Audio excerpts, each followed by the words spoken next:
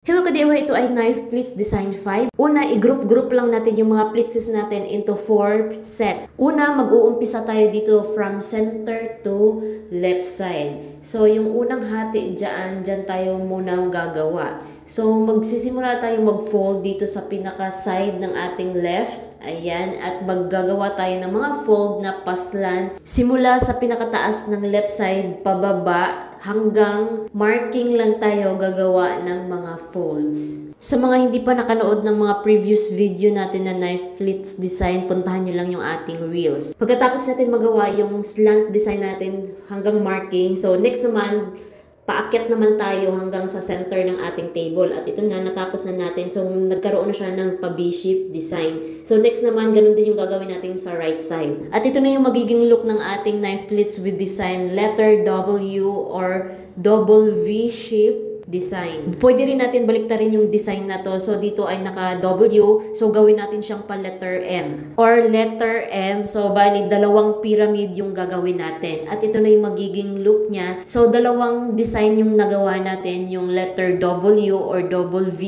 Ito naman ay letter M or double pyramid. Follow for more para lagi kang updated sa mga bago natin i-upload. Pakishare na rin itong ating video para mas marami makanood, matuto at magkaroon ng idea sa ating mga tinuturo. Maraming salamat!